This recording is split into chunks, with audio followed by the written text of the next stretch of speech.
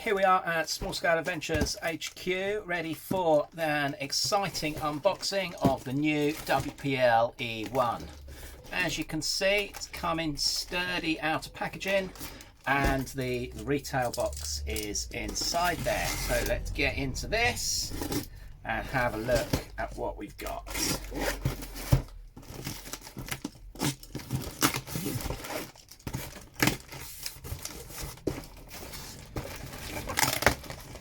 And there we go, there is our E1 in its retail box inside. Nice straight box. Here it is. Quite a big old box, that one. Nice pictures on the front. A couple of pictures you've probably already seen in the pre-release material. And some details on the bottom of the box there. Get rid of that and let's get into the box itself. Pop the tape.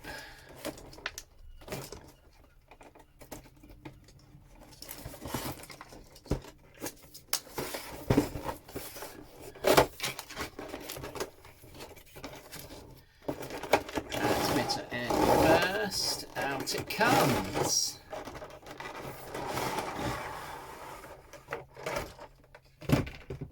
And there it is. A little bit bigger than I was expecting, actually. Liking the size of that. Let's get further inside this packaging. There's some instructions. Might have a look at them at some point. Another little couple of bits of tape on each end. So we've got a bag with all our detail parts in here. Wheel discs, doors, a couple of grills, things like that to go on there.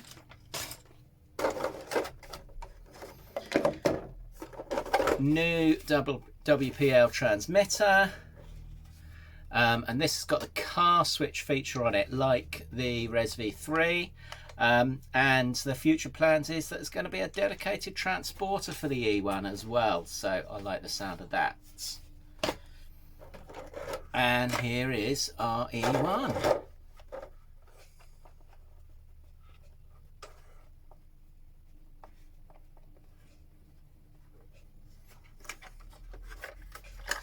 We'll get inside this and have a look in a minute. Battery's just dropped out of the battery hatch.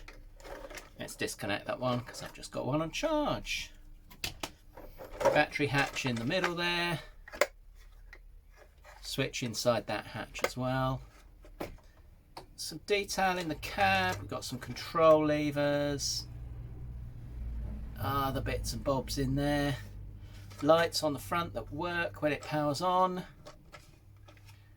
And tracks here. So these are rubber tracks, pretty compliant in the hinges, and we're looking forward to the metal track upgrade coming out for them. Let's get it put together.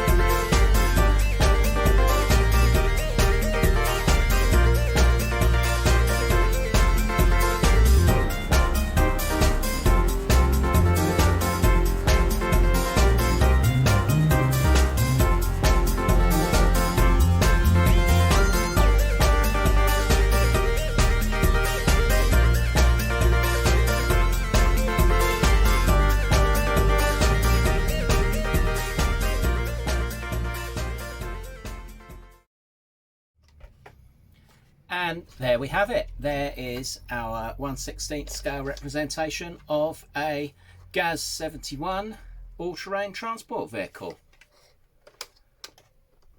Some lovely details on there. I like the way how some of the detail of the engine compartments and the spinning cooling fans in there have been added as separate parts. Cab looks good. We've got the light up lights in the front there. I'm sure people will start lighting up the cab spotlight. And the other marker lights, looks like we've got working lights on the back there, but we'll see when we power it up. Really nice feature of the design are these floating bogies. And there are upgrade springs going to be available for them alongside the metal upgrade track kit that is due in the future as well. Removable canopy on the back there. Nice big space for doing stuff. Be great to see a tanker in there or a crane.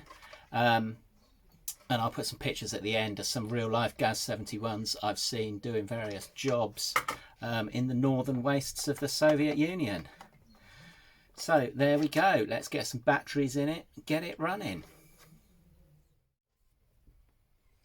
So let's pop the battery in under the cover there.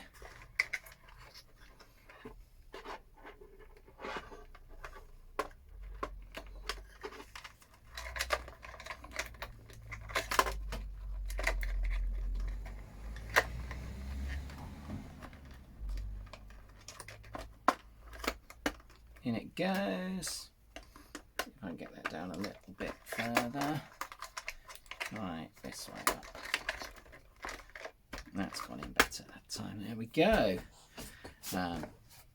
Forgot to turn it on. So we've got the lights on the front in the normal WPL way, flashing to tell us that the car is on, but we haven't bound the transmitter yet. Transmitter on and bind. And operate the steering to bind, like the D12, D42 transmitters. So let's see if we've got forward.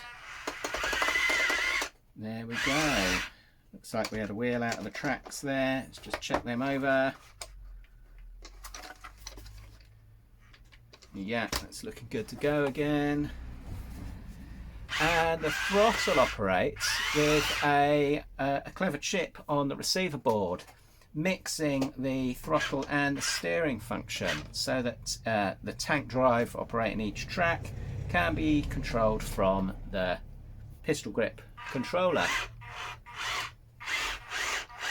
Skid steer works when you just operate the steering, and forwards and reverse from the trigger. We've got a trim on the top here, so if it isn't driving straight, and I'll just demonstrate that by going, it will steer one way. If we turn the trim back the other, it will go the other. So you need to fiddle with your trim and make sure your vehicle is going in a straight line.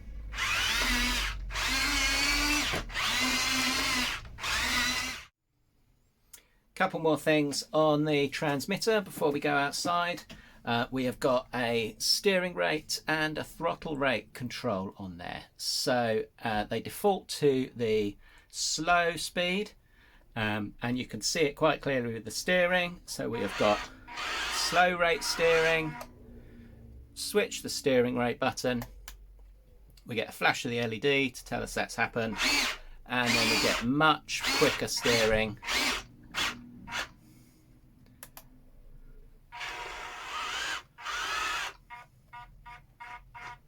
Likewise with the throttle, slow throttle,